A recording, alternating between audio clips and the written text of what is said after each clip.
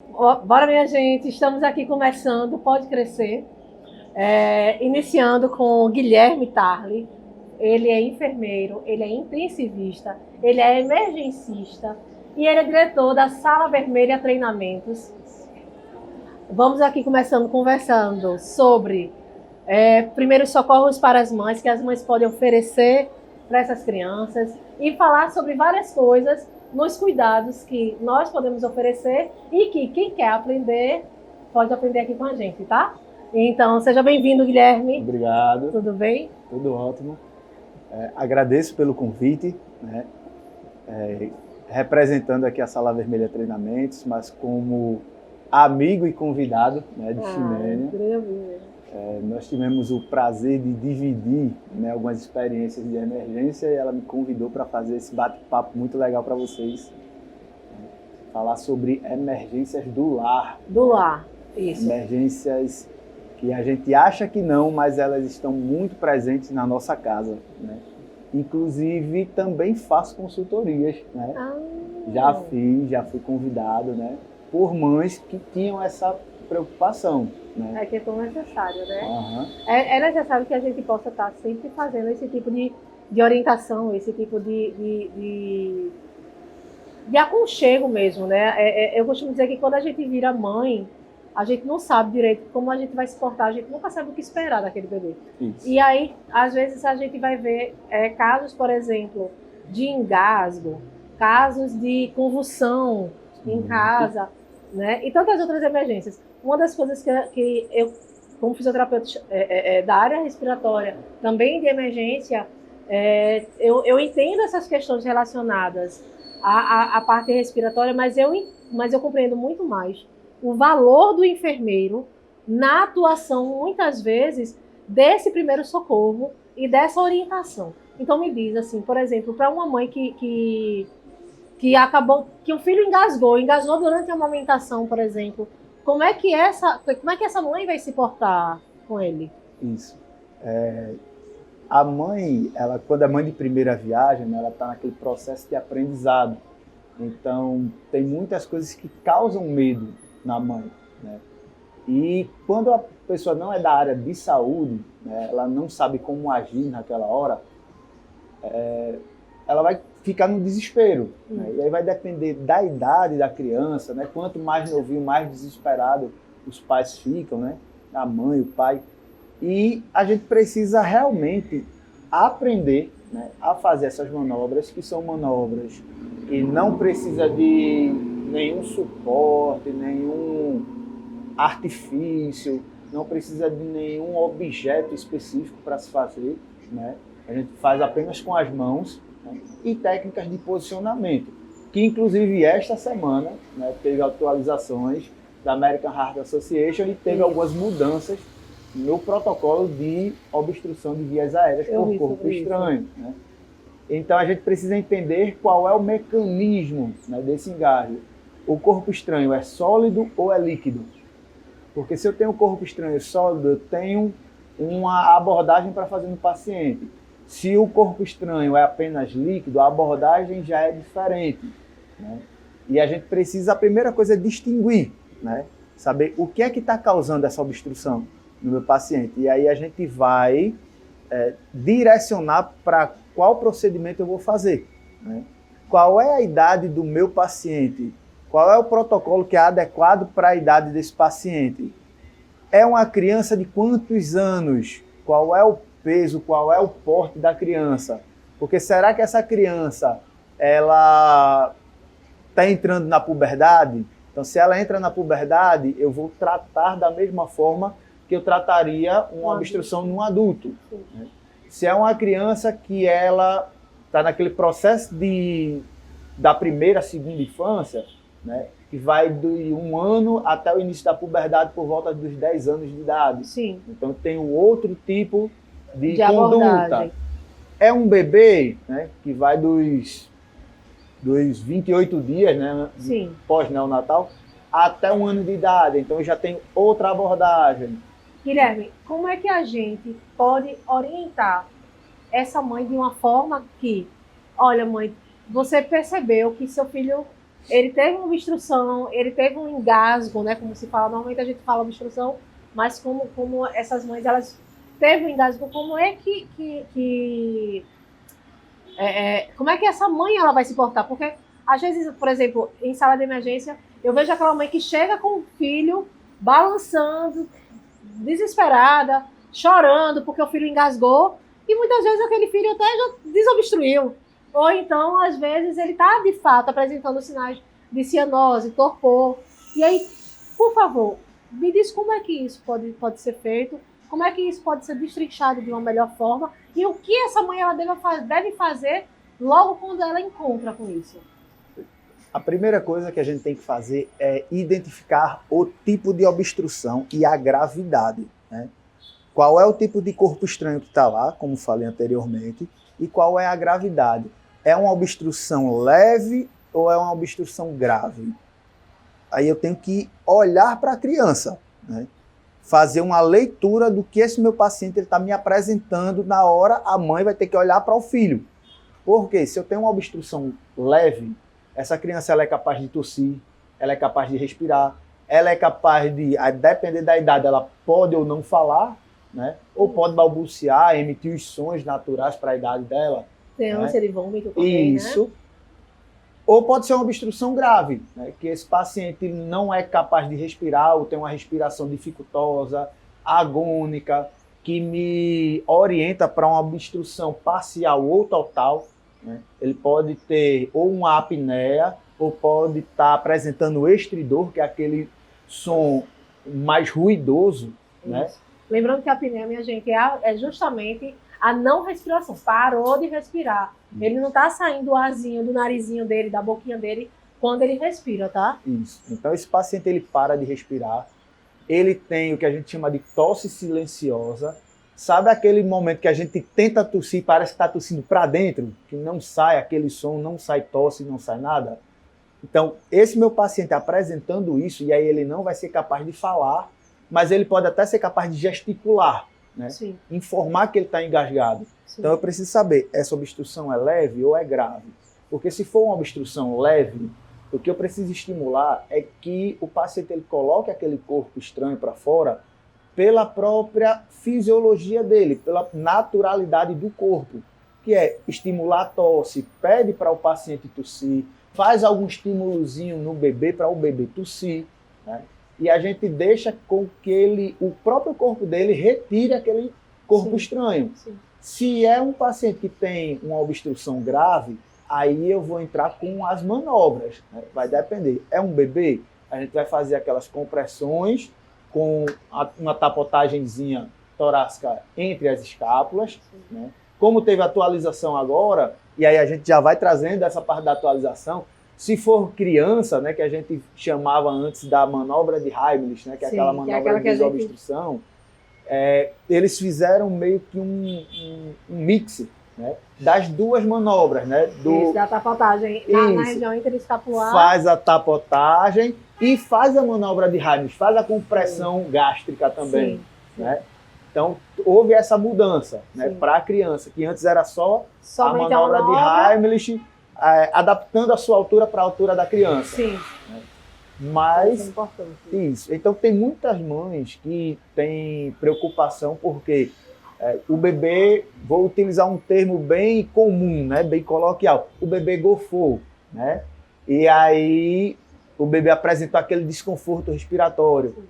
E as mães ficam um pouco preocupadas, né? Inclusive, eu fiz uma consultoria para uma mãe que ela teve esse problema com uma filha, e ela tinha uma filha de 1 mês, né, a segunda filha. E ela disse: Guilherme, eu queria que você fizesse essa consultoria aqui na minha casa, para mim e para as 2 cuidadoras das minhas filhas, porque eu vou voltar a trabalhar, a minha filha vai ser alimentada por mamadeira e tal, né, vai fazer fórmula infantil, só que ela tem um refluxo muito grande, né? E a gente está trabalhando essa questão de posicionamento, de amamentação, mas vai ter um momento que eu não vou estar mais aqui, eu vou estar trabalhando.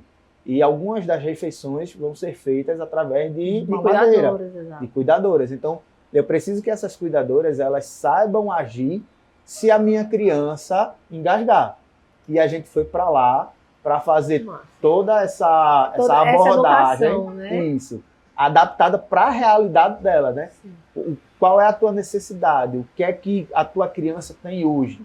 Então a gente falou da parte de prevenção, no caso com Sim. ela, da pega correta, né, da amamentação, mas a gente também falou da prevenção da alimentação com a mamadeira, né? De seguir a quantidade correta, né, das refeições para não ter uma distensão gástrica, o posicionamento correto da criança quando for tirar aquela sonequinha depois de comer. É que precisa estar com um decúbito um pouco elevado. Isso. Uma das coisas também que é, eu não sei se já aconteceu com você, de ver uma criança que chega na emergência com obstrução. Recentemente eu tive uma paciente que chegou na emergência, eu ainda atuo em emergência, minha gente, e aí essa criança, ela estava com a tampa de garrafa PET, era uma criança em torno de 2 anos, justamente na traqueia, entre a traqueia e a laringe, naquela, sabe? E aí, quando ela chegou totalmente obstruída, a gente começou a fazer a manobra de Heimlich juntamente com a tapotagem, foi assim que conseguiu desobstruí-la. E foi muito bacana, porque assim, foi a sacada da enfermeira que pegou, que teve, porque muitas vezes o primeiro contato no processo de emergência é na sala da triagem. Então, essa enfermeira que pegou isso na triagem, a mãe chegou chorando com a filha, pegou na triagem, ela lá mesmo já foi com a menina levando para a sala vermelha e fazendo as manobras. Exato, e fazendo a manobra de desobstrução. Essa criança realmente conseguiu expelir a tampinha da garrafa PET, minha gente. Por isso que é necessário ter tanto cuidado com o filho com as coisas que você deixa perto do seu filho. E aí ela conseguiu desobstruir, da mesma forma como você falou, ficou um pouquinho laceradinha assim, a laringe, ficou com o estridorzinho um pouquinho, referindo um pouco de dor, mas ali já tinha saído, ficou sob observação, mas já tinha saído. E aí eu queria saber se você já lidou com esse tipo de emergência e como é que foi a situação. Tem 2 situações para relatar para vocês, né? A primeira, ela vai me perdoar por eu falar, mas foi minha sobrinha, né? Hoje ela tem 12 anos, mas ela tinha em torno dos 6 meses, né? E ela ficou, né, com a obstrução de vias aéreas, e minha mãe estava com ela, né? Era na hora que ela estava comendo lá, e minha mãe tentou fazer a desobstrução, não conseguiu, e aí quando trouxe para mim, eu estava no sofá, ela já estava roxinha já, né? Já estava cianótica, não estava respirando, e a gente foi fazendo a manobra de desobstrução, só que ela tinha um certo nível de consciência ainda, né? E quando conseguiu desobstruir, né? Porque tinha sólido e líquido ao mesmo tempo, quando conseguiu desobstruir, ela deu sabe aquela respiração de alívio, né? Parece que parece coisa de desenho animado, né? Mas ela fez mesmo assim, ó. Tirou. Sabe? Como tirou, né? A sensação de alívio. Só que ela passou, acho que uns 2 meses sem querer vir pro meu colo, né? Por causa dessa tapotagem, né? E aí ela ficou meio assim. Hoje ela tem 12 anos, né? E a outra situação foi o filho de uma mulher que estava lá na minha casa, né? O pessoal estava fazendo um culto religioso lá, né? E colocaram um bastão de jujuba. E era um bebê também de alguns meses, só que de vez de ele pegar a jujuba, ele pegou o plástico da jujuba. Né? Cara. E eu só vi aquela confusão, o povo gritando, aí eu pulei pensando que era algum problema na rua, né? Porque era quase na frente da minha casa, assim, um muro baixo. Aí quando eu vi, foi minha mãe já jogando o menino em cima de mim. Qual é o motivo de jogar? Aí na hora sacada, né? Tá engasgado com alguma coisa. Né? Bebê, ele não vai pro chão, não faz nada, tá engasgado. Aí eu comecei a fazer a manobra, né? 5 tapotagens, 5 compressões. E aí foi mais uma vez, né? Porque eu sou o rei dos memes, né? Era para eu postar essas coisas. É cômico se não fosse trágico. É verdade. O bebê tossiu, o plástico saiu que você conseguia ver ele já saindo da boca do bebê, só que quando ele tossiu, a resposta foi tão rápida, né? Porque assim, como era um plástico, literalmente vedou a respiração. Quando ele tossiu, o impulso de respirar foi tão grande que ele fez... E voltou. Aí tô eu, assim, né? O desespero foi muito grande. Porque eu tentei fazer de novo, aí 5 tapotagens, 5 compressão, olhava a boca do paciente. Aí quando eu consegui visualizar, porque o importante é você faz as tapotagens, faz as compressões. Só que você vai ter que visualizar a boca do paciente para ver se aquele objeto ele está visível e removível. Porque, como você disse, tava lá já chegando, tava na traqueia, né? Já só que se ele tá só a pontinha e talvez eu não tenha segurança para tirar. Exato. E se eu for tentar tirar, eu posso empurrar. Então ele tem que estar visível e removível. Isso. Então, na primeira oportunidade que eu visualizei o plástico, eu digo, é você. E aí consegui retirar. E aí deu certo, né? Mais uma vez deu certo. Mas assim, outra coisa também que às vezes acontece, que as mães se desesperam muito. É normal que a criança, quando ela tem a febre, né? Surtos de bronquiolite, surtos de viroses, geralmente febre é sintoma. E aí, quando essa criança ela tem a febre, uma febre alta, evolui com a convulsão febril. Seja essa convulsão, muitas vezes, um pouco cataléptica, que é aquela que a criança fica um pouco paralisada, fazendo somente um nistagmo leve, que é quando os olhinhos vai mexendo, ou a própria convulsão em si, com tremores no corpo todo. E aí, como é que essa mãe ela vai se portar diante disso? A primeira coisa, o legal seria a gente sempre trabalhar com prevenção na parte de emergência. Então, a criança começou a sentir febre, né? É bom buscar um atendimento médico, uma orientação médica, para você saber qual é o diagnóstico daquilo, porque, como você falou, a febre é um sintoma. Então, pode ser muita coisa, né? E a gente precisa saber se é alguma coisa grave ou não, né? Se dá para tratar em casa ou não, né? Só que quando esse paciente ele tem uma convulsão, né, o que me preocupa nas convulsões é justamente a questão do dano neurológico. Se houve convulsão, tem alguma atividade anormal no cérebro dessa criança. Exato. Né? Então, assim, qual vai ser o nível de comprometimento? Eu não tenho como medir, não tenho como prever. Então, a gente vai tratar o quê? O ideal é tratar a causa base. Então, o que é que está causando a convulsão? Não é a febre? Então a gente precisa corrigir a febre e depois corrigir a convulsão. Isso. Né? Porque não adianta eu corrigir a convulsão agora, dar uma medicação para passar essa convulsão, se a causa base ainda permanece, quem é que garante que essa convulsão não volta? A minha dúvida é, eu sou mãe, meu bebê começou, está com febre, eu dei o determinado antitérmico, ainda não baixou essa febre, meu bebê começa a convulsionar. Como é que eu vou me portar com esse bebê? Porque geralmente as mães elas têm o próprio instinto de abraçar esse bebê, de chacoalhar o bebê, ou de fazer, até com o instinto materno, a gente vai tentar resolver. Eu vou dar. Meu filho nunca convulsionou, mas eu lembro, veja, minha gente, eu sou profissional de saúde, mas eu lembro bem de uma vez que o meu filho caiu e, como o povo fala, engoliu o choro. Ele chorava, o choro não saía. E eu lembro que a minha reação, hoje eu jamais faria isso, mas a minha reação foi pegar meu filho, chacoalhar e dizer assim, chore, chore, chore. Então, assim, diante de uma convulsão, de uma situação dessa, como essa mãe ela tem que se portar inicialmente? Por mais que seja difícil, né, nesse momento, toda situação de emergência a gente precisa manter a calma. Por que a gente precisa manter a calma? Porque a gente sempre diz assim, né, no âmbito da saúde, eu posso acabar esquecendo de fazer alguma coisa, se eu estiver apressado. Então, se eu mantenho a calma, eu vou seguir um passo a passo. Tá? Quando é a mãe, e aí ela talvez não saiba como agir, porque ela provavelmente não vai ser uma profissional de saúde, a primeira coisa é, tenta manter a calma, tá?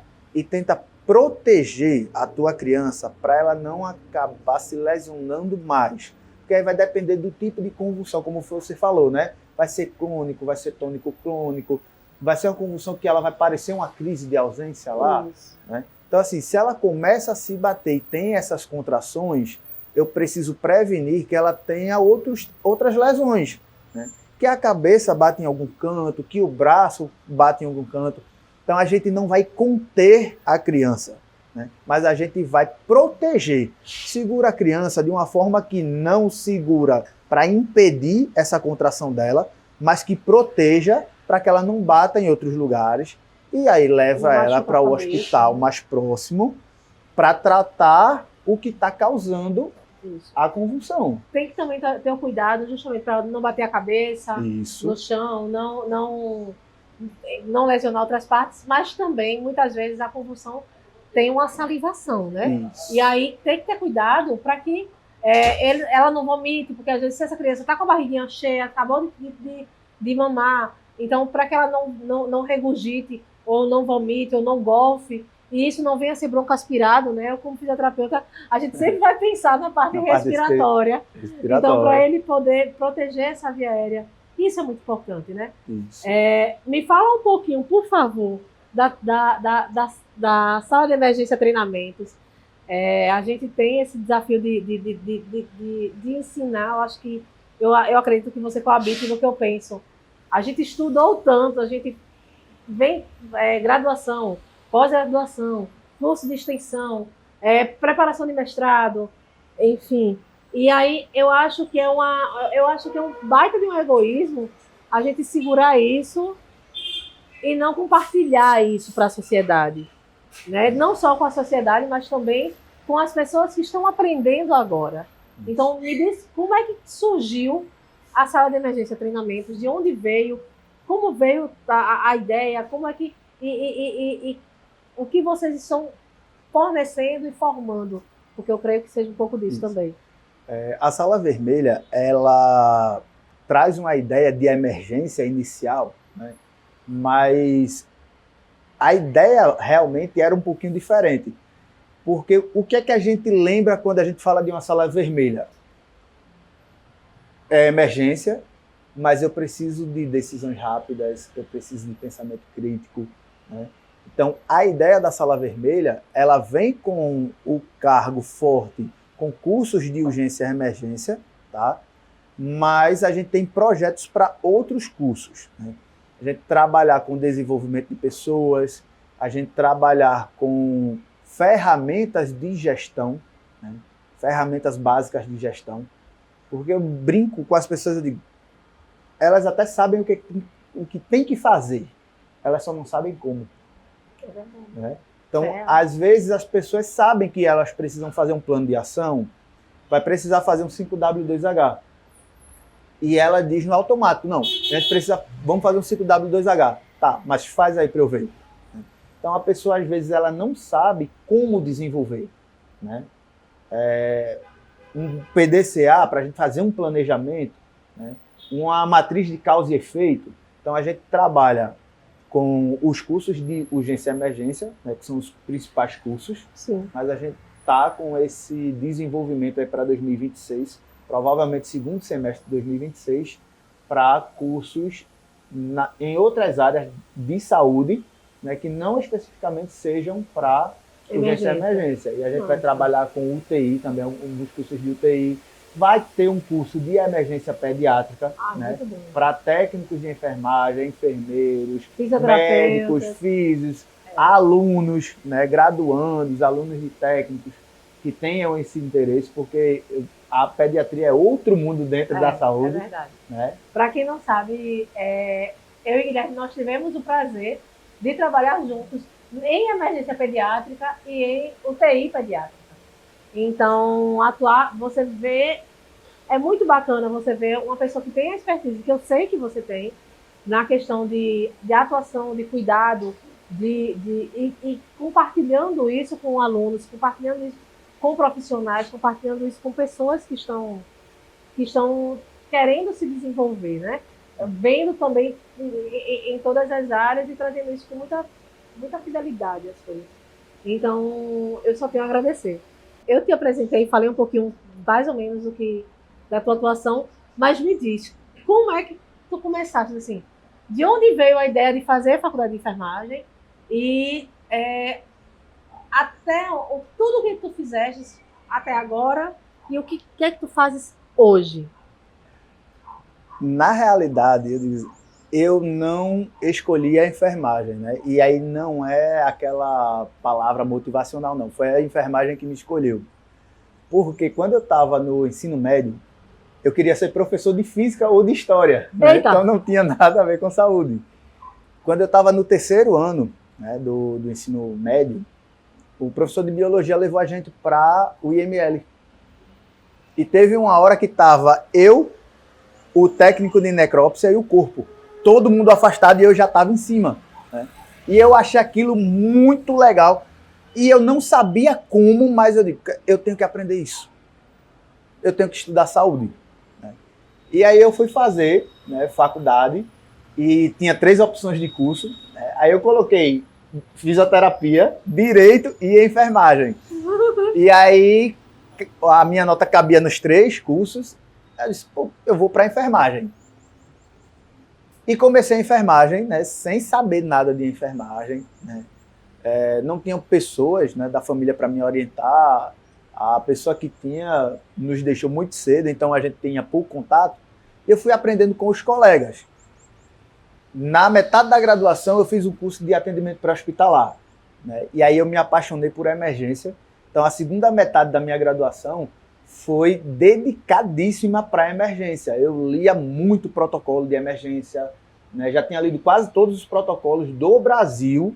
Né? Saía alguma coisa de alguma prefeitura falando sobre, né? Eu estava lendo. E aí me formei, né? No primeiro semestre de 2014. Só que como eu fazia o curso de atendimento pré-hospitalar e fazia uma monitoria, eu senti a necessidade de desenvolver o meu curso. E, cara, eu preciso fazer isso com a minha cara. Né? Eu preciso fazer isso de uma forma diferente. Né? Porque eu achava ainda insuficiente. Só que eu não tinha recurso financeiro, era recém-formado, em busca do primeiro emprego. Né? E aí eu recebi convites para dar aula em curso técnico. Fui dar aula em curso técnico. Depois eu tive a minha primeira experiência prática, né, em uma UPA. E depois eu passei um tempo fora da enfermagem, fui empreender, fui tentar algumas outras coisas que acabaram não dando certo e eu voltei para a enfermagem, né, em 2000 e finalzinho de 2018. Voltei a dar aula. Em 2019 eu recebi o convite de uma faculdade, né, passei 2 anos e meio lá, dando aula na graduação. Aí veio pandemia, né, ficou um pouco difícil para dar aula, eu fui trabalhar nos hospitais na pandemia.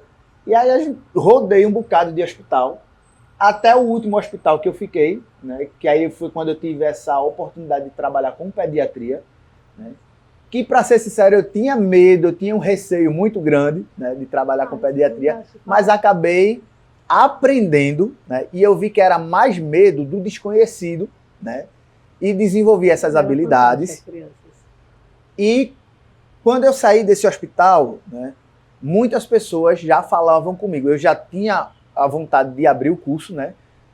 2014 já faziam 10 anos de formado e muitas pessoas diziam, Guilherme, tu tem que fazer o teu curso, tu tem que tocar esse projeto, né? O teu projeto é bom. E aí eu disse, eu preciso ensinar outras pessoas, eu preciso complementar essa formação que elas têm, né? De buscar fora, oferecer para elas o que eu busquei lá atrás. Né? E eu disse, eu preciso oferecer com qualidade. Aí eu fui, já vinha comprando materiais, né? E investi muito. E quando eu saí, peguei todo o dinheiro e investi em materiais e pronto. Hoje estou com a sala vermelha aberta, né? Literalmente. Fazendo, literalmente, né? E aí a gente está fazendo o curso de atendimento pré-hospitalar, né? Já tivemos a primeira turma formada. Sim. Vamos começar a segunda turma, agora em novembro, né? E teremos outros projetos, né? Estou fazendo algumas sociedades também, tem algumas pessoas que estão entrando em contato comigo. Expandindo. Expandindo. Uma das coisas, é bacana assim, né? Que a gente vai... Quem é da área de saúde nunca é muito difícil. Você geralmente, de fato, é chamado. Assim, eu acho que É muito difícil alguém que faz assim, não, vou fazer, porque se não for aquilo pelo qual você é chamado, você não aguenta, você não fica. Então, assim, no meu caso, eu queria jornalismo no meu ensino médio. E aí eu tinha certeza, aí teve uma vez que eu comecei a pensar, não, acho que eu vou tentar medicina. E aí, quando eu estava nessa preparação para fazer medicina, eu tive uma pessoa da minha casa, da minha família, que adoeceu e precisou ter cuidado de home care. E ali eu comecei a entender o funcionamento, né? Com home care em casa, eu comecei a entender o funcionamento de um mini hospital. Minha casa se transformou em um mini hospital. Isso. Então eu vi ali a atuação do técnico, do fisioterapeuta, do médico, do enfermeiro. E aí eu era muito engraçado, porque eu tenho uma tia que ela dizia assim, vá ser enfermeira, minha filha. É tão bonita a Ana Nery vestida de branco. Poderia ser, né? Poderia ser. Vestidinha de branco. E aí eu dizia assim, tia, eu não administro nem meu guarda-roupa direito. Como é que eu vou administrar um setor de um hospital? Não tenho condições. E aí eu comecei a observar, no meu caso, assim, e aí eu ia vendo que de todos os profissionais, assim, o enfermeiro tem a mão assistencial tremenda, mas ele tem uma mão da gestão muito grande. Particularmente, assim, eu acredito que não exista um setor na área de saúde que consiga funcionar adequadamente sem a mão de um enfermeiro, pela visão gerencial ao qual vocês são treinados durante toda a faculdade. A gente, fisioterapeuta, médico, as outras profissões, nós somos, e eu não tiro a assistência da enfermagem quando eu digo isso, nós somos assistencialistas e nós vemos muito pouco de gestão. Vocês, por gerenciarem o corpo técnico, vocês têm uma visão maior. Então eu tinha essa noção de que aquilo não era minha aptidão. Quando eu ia ver a própria médica, ela ia lá uma vez, 2 vezes na semana, e não tinha aquela agregação com o paciente, que eu também não estou criticando os médicos, eu sei que existem médicos e médicos, mas eu não sentia aquela agregação. Quando eu vi a fisioterapeuta, como o fisioterapeuta ia 3 vezes no dia, todos os dias da semana, o fisioterapeuta, quando ele olhava para a cara da paciente, da minha parente, eu olhava e dizia assim, ela dormiu ontem? Era uma coisa tão sutil, com uma pessoa que tinha sequela neurológica, saber se a pessoa tinha dormido, se não tinha dormido, era algo muito sutil. E aí eu entendi que o que eu queria era relacionamento, era me relacionar com os pacientes, com as mães dos pacientes, hoje com os meus alunos. E aí eu vou fazer fisioterapia. Comecei a faculdade, eu queria respiratória, já tinha noção de que eu queria respiratória, mas eu morria de medo de pegar em criança. Então, até na neuropediatria, que é uma das áreas da fisioterapia, eu tinha muito medo porque crianças com paralisia cerebral e todas as suas sequelas relacionadas à paralisia, eu tinha muito medo de tocar. Acabou que eu tranquei a faculdade por um período. Nesse período que eu tranquei a faculdade, eu fui mãe. Então, quando eu voltei para a faculdade, depois eu trabalhei com outras coisas igual a você. Trabalhei com a área comercial, trabalhei com várias áreas administrativas. E aí eu voltei para a fisioterapia e comecei a fazer um monte de monitoria. Chegou um dia, eu cheguei da minha professora, que aqui eu vou falar o nome dela, porque a gente precisa honrar a quem tem honra, né? Com certeza. A professora Antonieta, a Cláudia, eu cheguei nela e fiz, professora, eu não aguento mais fazer as monitorias que eu estou fazendo, eu queria outra monitoria. E ela fez, faça pediatria. Aí eu fiz pediatria. E eu fiz assim, os conceitos são fáceis de entender, eu gosto dos conceitos da pediatria, mas eu não me vejo trabalhando em pediatria. Aí ela fez, faça. Fiz a prova, tirei em primeiro lugar, peguei a monitoria, passei 1 ano sendo monitora de pediatria. E aí coincidiu que era a pediatria, já no último período da faculdade, com o PTS de pediatria, monitoria de pediatria, respirando pediatria. Eu fiz, cara, eu nasci para pediatria. Eu não tenho como não fazer outra coisa que não seja a pediatria. E aí, quando eu me formei, fui para pós de adulto para poder pegar uma expertise no respirador. A gente fisioterapeuta atua com respirador, atua com a parte respiratória. Eu tinha muito medo do respirador e de não dominá-lo. Para, a partir daí, fazer a pós-pediátrica e seguir. Né? Como você, quando eu comecei a atuar com pediatria, veio a pandemia. Eu me formei em 2017, mas aí veio a pandemia.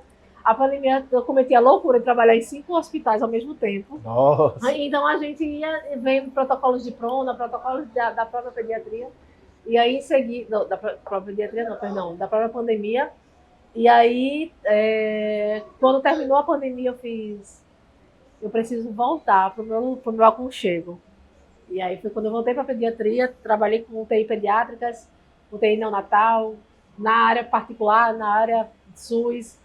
E aí saí e aí nesse meio tempo eu comecei a atuar em emergência, que se transformou meu grande amor também. E depois eu comecei a atuar na emergência, aí saí de UTI pediátrica e aí comecei a dar aula. Hoje eu dou aula, né? Sou preceptora na área de pediatria, tanto neo quanto ped, tanto hospitalar quanto ambulatorial. E aí, em seguida, me veio a ideia de fazer assim, eu preciso compartilhar isso. E aí eu preciso compartilhar isso. E aí eu cheguei para o meu sócio, conversei com ele, e ele fez, e eu fiz, vamos fazer um podcast? Ele fez, vamos. E aí, quando a gente encontra alguém que alimenta nossos sonhos, a gente percebe que precisa compartilhar, crescer e expandir. É a melhor coisa que tem. Eu acho que é isso. Finalizar agora. Agradecer a quem assistiu e até a próxima. Ótimo. Eu quero muito agradecer a quem assistiu. Eu espero que vocês tenham gostado. Peço que vocês curtam, sigam e compartilhem, tá? Toca o sininho para poder notificar cada atualização, porque esse é só o começo de muitas novidades que está chegando para vocês.